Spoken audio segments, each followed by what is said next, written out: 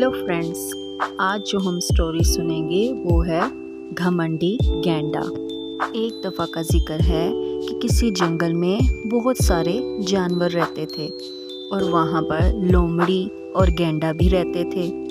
लोमड़ी के नन्हे नन्हे बच्चों को गैंडे ने बड़ी बेदर्दी से अपने भारी भरकम पैरों से एक दिन कुचल डाला। फिर दोनों के मुर्दा जिस्म को जोरदार लात मारते हुए बड़े गरूर से धाड़ा और बोला, मेरे रास्ते में आने वालों का यही अंजाम होता है। इसके बाद अपनी ताकत के नशे में चूर वो डोलता हुआ आगे बढ़ गया। जंगल के दूसरे छोटे मोटे जानवरों ने ये जालिमाना मंजर अपनी आंखों से देखा, लेकिन वो बेचारे गैंडे को एक लफ्ज़ भी नहीं कह सकते थे क्योंकि वो कमज़ोर थे और अगर ज़रा भी मुदाखलत करते तो उनका भी वही हश्र होता जो लोमड़ी के बच्चों का हुआ। जब लोमड़ी लौटी तो इन सब जानवरों ने इसे घेर लिया और सारा हाल इसे कह सुनाया।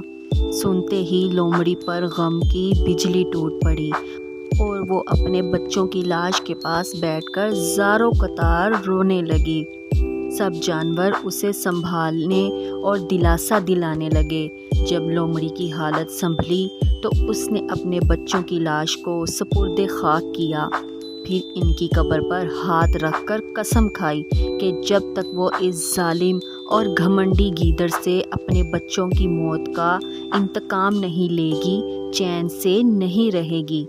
दूसरे जानवरों को भी जब लोमड़ी के इरादे का पता चला तो उन्होंने इसे इस खतरनाक काम से बाज रखना चाहा, लेकिन लोमड़ी ने इनकी एक ना सुनी और कहा, गीदड़ ने आज मेरे बच्चों पर जुल्म किया है, कल वो इसी तरह तुम्हारे बच्चों के साथ भी कर सकता है। जुल्म और गुरूर को जितनी जल्द हो सके जड़ से ख़त्म कर देना चाहिए, वरना वक्त के साथ साथ वो बढ़ता ही जाता है और इसकी शिकार बनते हैं हम जैसे कमज़ोर और बेबस जानवर। मैं मानती हूँ कि गैंडा बहुत ताकतवर है और मैं कमज़ोर। मैं लड़कर तो इससे इंतकाम नहीं ले सकती, लेकिन मैं अपनी अक्ल इस्तेमाल कर कर इसे ज़रूर मारूंगी और मुझे उम्मीद है कि मेरा खुदा जालिम को ख़त्म करने में मेरी मदद ज़रूर करेगा। और फिर ये सब बातें करने के बाद लोमड़ी गैंडे से इंतकाम लेने की तदबीरें सोचने लगी। काफ़ी सोचा, काफ़ी सर खपाया और अक्ल इस्तेमाल की तो एक बहुत ही अच्छी तदबीर इसकी समझ में आ गई। इसने सोचा कि लोहा लोहे को काटता है, गेंडे के ताकत के घमंड को घमंड से ही ख़त्म करना चाहिए। इसने इस तदबीर के तहत एक पूरा मंसूबा अपने दिमाग में बना लिया और फिर बड़ी बेचैनी से दूसरे दिन का इंतज़ार करने लगी। दूसरे दिन सुबह सवेरे ही लोमड़ी गैंडे के पास पहुंच गई और अपना माथा इसके सामने ज़मीन पर रख दिया और कहने लगी, ऐ दुनिया के सबसे ज़्यादा ताकतवर और अक्लमंद गैंडे, तेरे चेहरे से टपकने वाले नूर से ये नाचीज़ लोमड़ी तुझे पहचान गई है कि एक दिन तू ज़रूर सारी दुनिया के जानवरों का बादशाह बनेगा।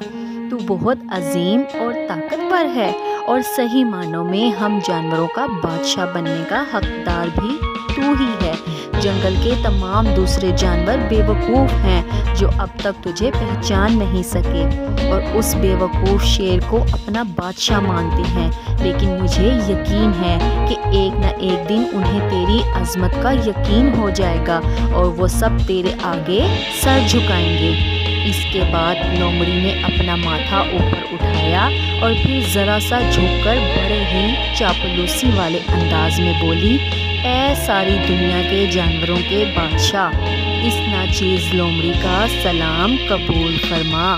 लोमड़ी के मुंह से अपनी इतनी तारीफ़ें सुनकर गैंडा फूलकर गुब्बारा हो गया।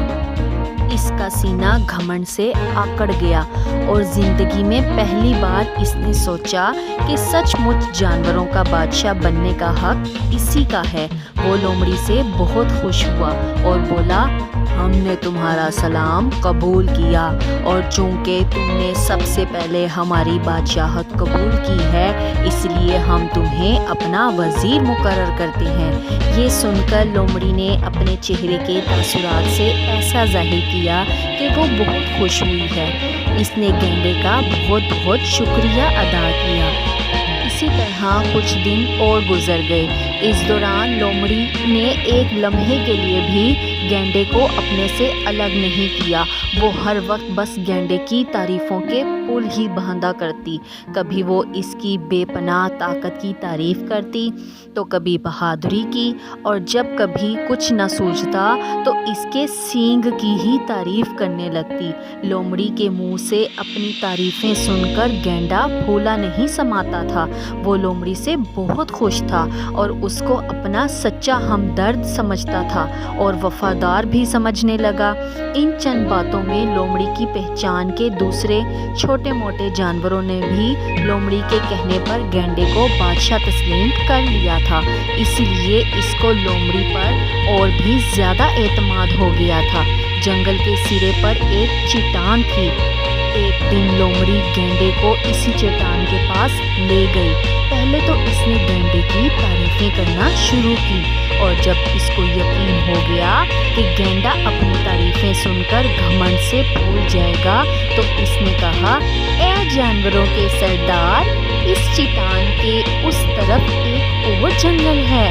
کتنا اچھا ہو اگر آپ اس جنگل کے ساتھ ساتھ چٹان کے اس طرف والے جنگل کے بھی بادشاہ بن جائیں۔